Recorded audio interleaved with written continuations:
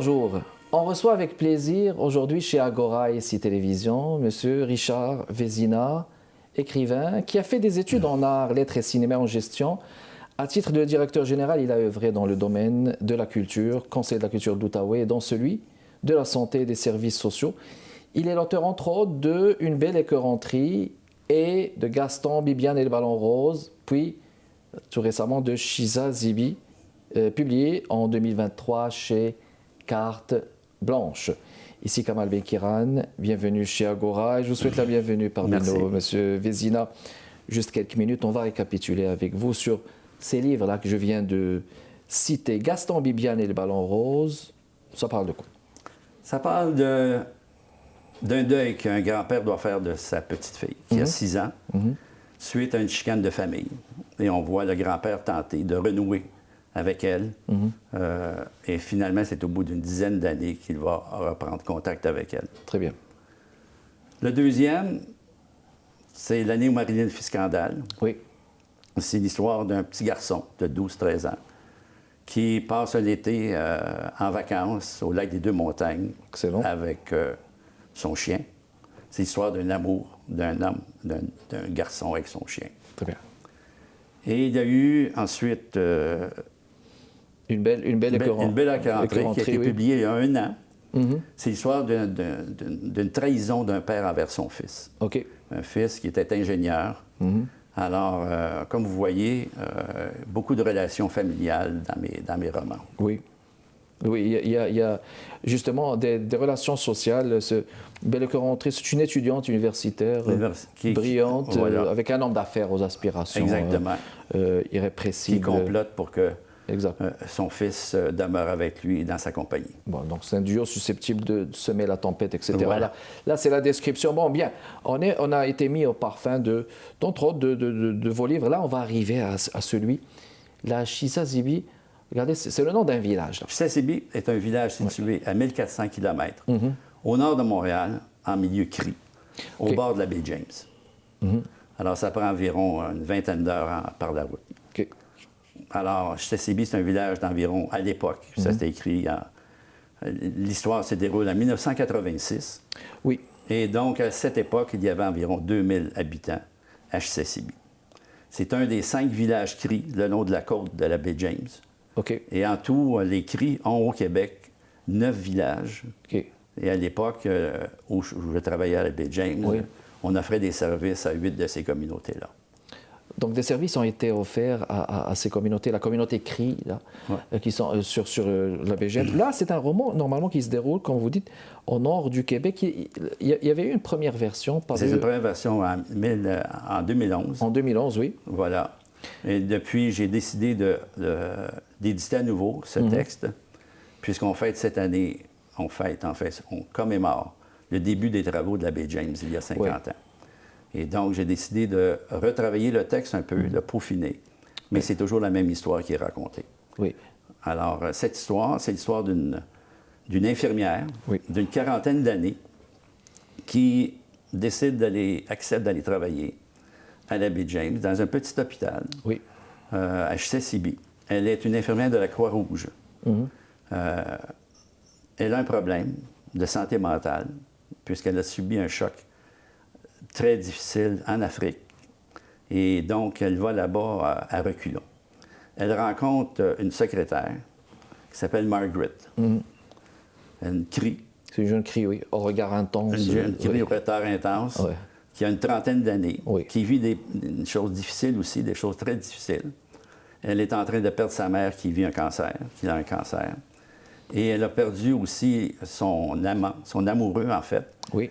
Il y a quelques années. Il est disparu au Mexique sans revenir. Donc, elle vit des choses extrêmement difficiles. Et à travers leur amitié qui se développe au fil des événements qu'ils vivent ensemble, nous allons découvrir une partie de la culture Cri. Oui, tout à fait. Les Autochtones de la baie James. C'est un livre qui est vraiment révélateur de cette culture-là. À le lire, mesdames et messieurs, là, on est plongé vraiment dans cette culture-là avec des personnages là, qui sont très imprégnés justement de cette communauté et de leur loyauté à cette communauté. Exact.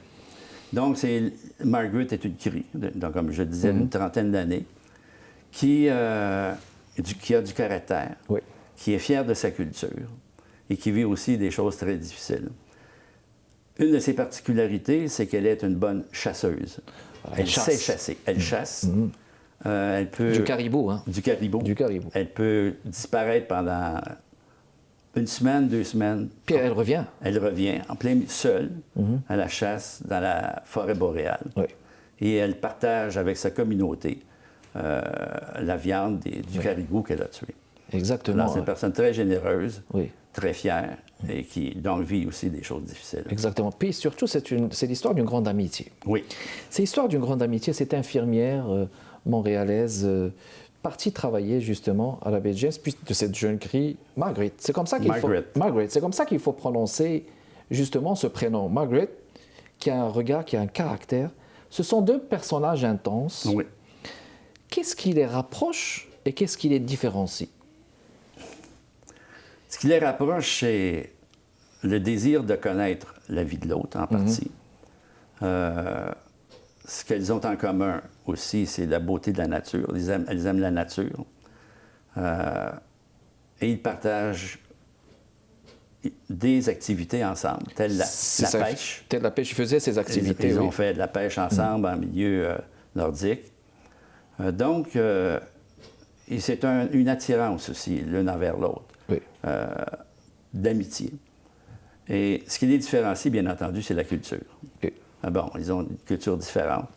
Et on voit à un moment donné que, même si elles sont très proches, Bernadette ne sera jamais une crie. Et la crie ne sera jamais une blanche du Sud. C'est ça. Voilà la différence. Puis c'est pas si évident que ça, parce que, bon, il y a des préjugés au début. Oui. Margaret, elle est des Premières Nations, là. C'est une jeune crie, là, qui a eu des événements dans sa vie, et puis qui a été marquée, n'est-ce pas, par ces événements. Puis on a une infirmière qui a été en Afrique, comme vous venez de le dire, M. Vézina. Mais ils vont se rencontrer. On va voir ça au courant du livre, à travers les péripéties de ce livre. On va faire une pause, mesdames et messieurs, et on revient dans les prochaines minutes. Richard Vézina est mon invité de ce jeudi chez Agora. On vous revient.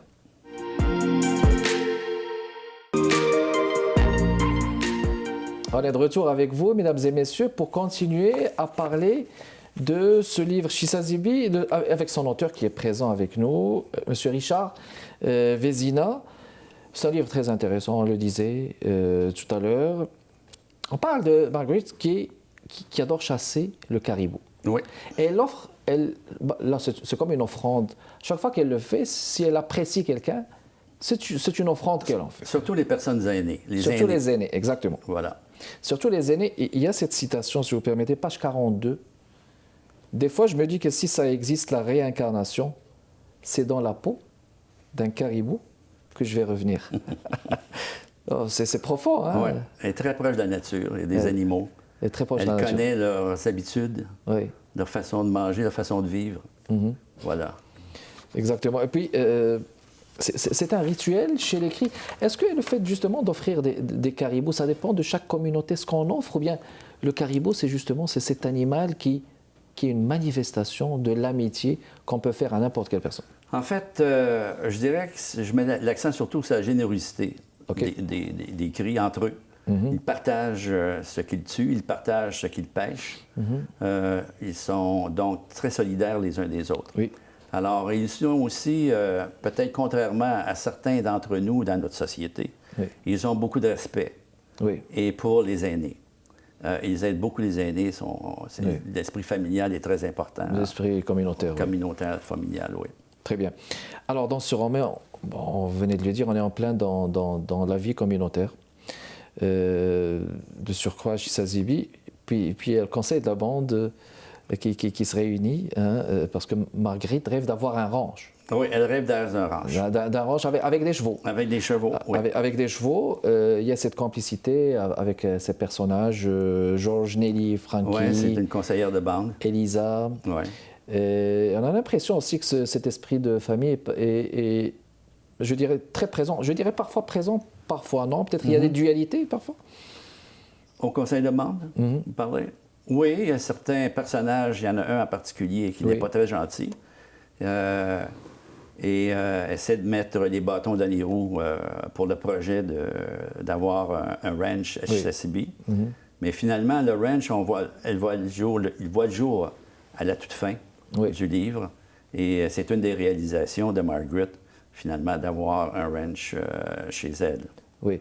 Puis ils vont finir par accepter, parce qu'il y a quelqu'un qui va s'opposer. C'est Elisa qui parviendra? Oui, la conseil de bande qui finalement réussit à convaincre le conseil de créer ce ranch. Pourquoi ils ont refusé? Parce que les chevaux, ils sont présents là. Oui, il n'y a pas de chevaux à Chisasibi. Oui, c'est ça. Il n'y a pas de chevaux dans le nord québécois à cette latitude. Mais avec des chevaux qui viennent de Sibérie, c'est possible d'avoir des chevaux. On les exporte de ce... Il existait... Il y avait un ranch dans l'ouest où je raconte comment ça fait-il que des chevaux venant de Sibérie aboutissent au Canada. J'explique de quelle façon ils sont arrivés au Canada. Et finalement, c'est avec ces petits chevaux de Yakoutie, qui est une région de la Sibérie, que Chisasibi va se doter d'un ranch de petits chevaux venant de Sibérie. Exactement, parfait. C'est un geste généreux, justement, de Elisa, de pouvoir le faire. Elle y croit beaucoup. Elle y croit, de pouvoir le faire pour elle. Monsieur Vézina, il paraît que vous avez vécu là-bas. Oui, j'ai vécu 4 ans et demi, oui. Vous avez vécu à peu près combien d'années, à peu près? 4 ans. Oui. 4 ans et quelques mois, en fait. De 85 à 89, j'étais là-bas, vivant à Chisasibi. Oui, et puis là, en le pressant là, à la lecture, parce que c'est très bien décrit. Là. Il y a beaucoup de détails qui sont là, qui sont présents là. Qu'est-ce qui vous émeut à part la générosité chez la communauté? Je vais vous dire que j'ai beaucoup changé suite à mon séjour là-bas. Et à cause de mon séjour à Chisasibi. Je suis devenu un homme beaucoup plus patient. Pour vivre avec l'écrit, je crois qu'on apprend beaucoup à être patient. Des chasseurs, ceux qui vont dans le bois, trapper, ce sont des trappeurs. Ce sont des trappeurs, oui. Ce sont des trappeurs et des chasseurs. Quand vous connaissez ce que c'est que chasser et trapper, il faut être patient.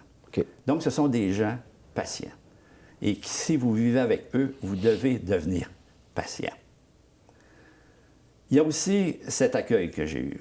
Ce sont des gens accueillants quand ils vous acceptent, quand ils sentent que vous les respectez, ils vous accueillent et ils sont généreux. Alors, j'ai appris beaucoup d'eux, tellement que je pense régulièrement à ces gens que j'ai connus là-bas. Une belle communauté qui s'est bien prise en main aussi. Oui. Et cette relation avec la nature aussi. Oui, bien. Ils vivent dans la nature. Et ils connaissent la nature. Ils connaissent le comportement des animaux.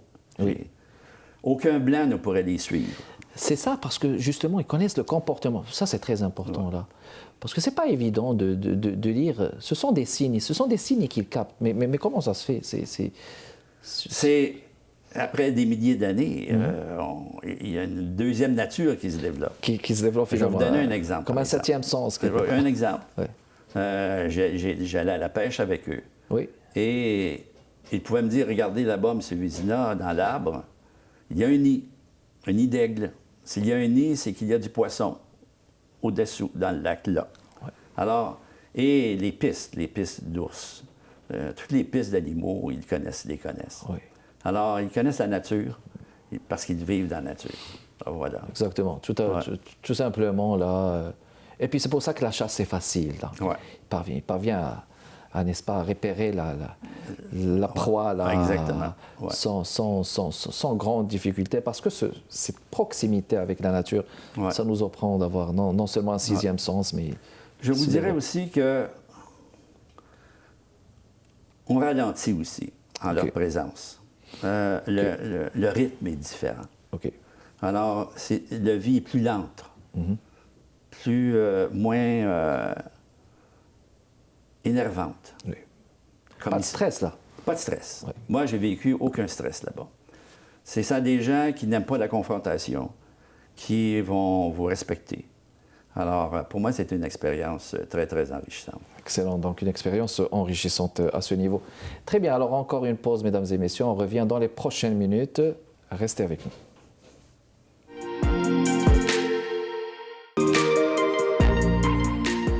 De retour avec vous, mesdames et messieurs. Ici, Télévision Agora. Mon invité de ce jeudi, M. Richard Vézina, on est en train de parler de son livre Chisazibi. Vous savez, là, on parle le nord du Québec, la baie James, là. C'est un coin fascinant. Ça parle de l'histoire d'une infirmière et d'une jeune crie. On va dire un peu aventurière, là, un peu caractérielle, je vais dire.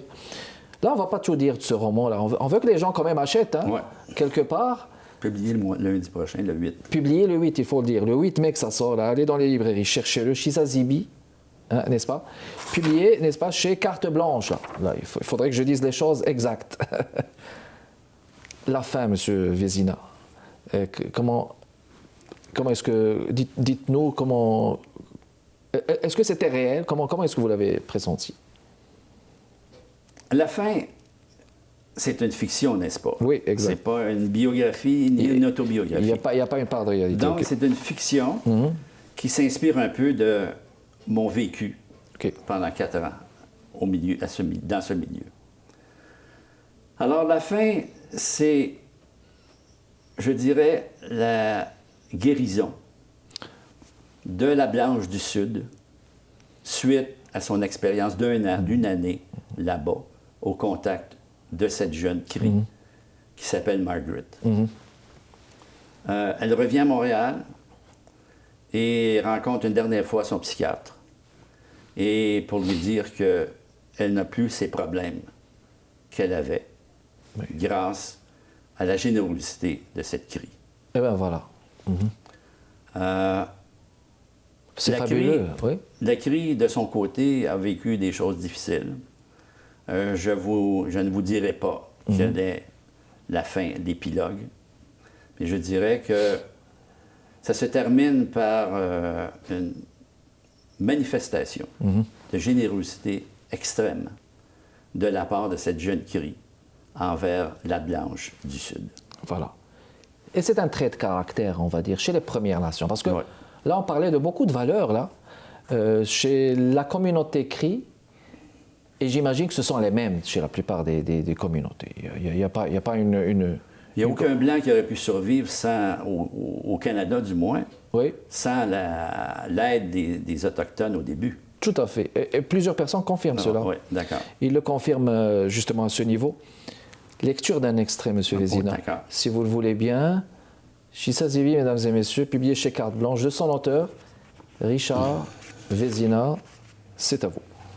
Alors donc, nos deux amis, Bernadette et Margaret, sont en auto, en petit pick-up, un petit camion. C'est Margaret qui conduit. Et le chapitre commence comme celui-ci, comme ceci. « Home, home, il me semble que tu vas un peu vite, là. Tu ne trouves pas, dit Bernadette. » Le pick-up de Margaret roulait sur une étroite route de gravier construite sur le faîte d'une digue. « Relax, fit Margaret.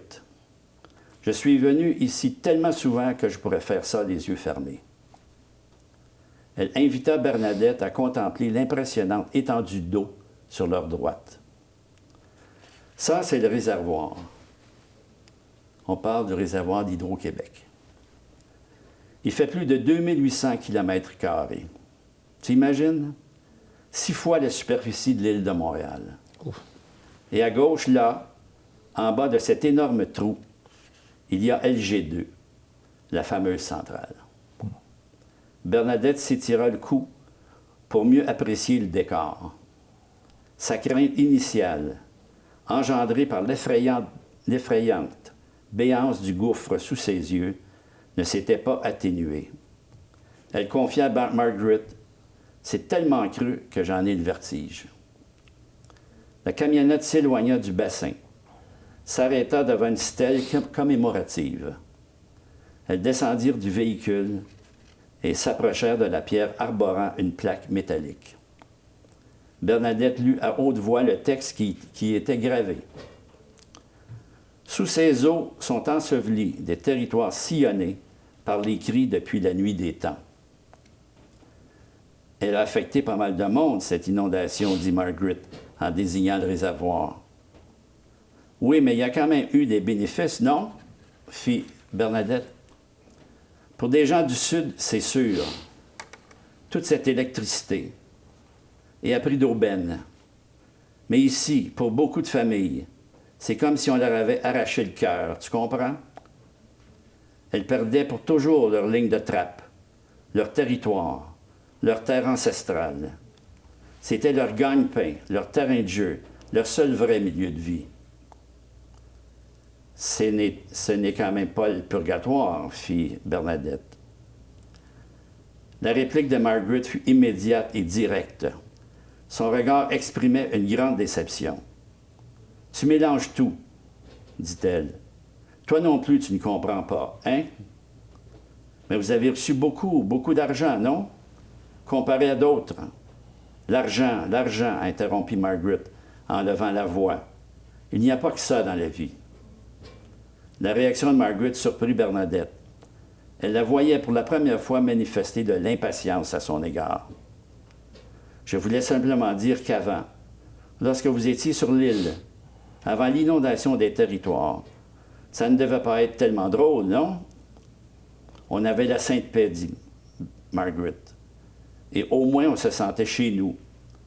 On n'avait pas le sentiment d'être des transplantés comme aujourd'hui. Oui, dit Bernadette, et la santé. Vous êtes mieux soigné qu'avant, non? De plus en plus désarçonnée, Bernadette était de plus en plus désarçonnée par les répliques vives et mordantes de Margaret. Il me semble que toutes nos maladies, dit Margaret, toutes nos maladies, elles viennent de vous autres, ces maudites maladies. Ce vous autres qu'elle entendait pour la première fois de la bouche de Margaret la désarçonna. Excellent. Alors, parfait. Voyez-vous, le temps court vite. Ça fait plaisir de vous avoir entendu. On va rappeler que c'est le 8 mai que ce livre va paraître. Je le prends, si vous permettez, Monsieur Vézina. Chissa Zibi, allez l'acheter. Publié chez Carte Blanche le 8 mai 2023. Que ça paraîtra. Merci beaucoup d'avoir répondu à notre invitation. Kamal Benkiran avec vous. Mesdames et messieurs, prochain invité, jeudi à 15h30 chez Agora et Ici Télévision. Portez-vous bien. Au revoir.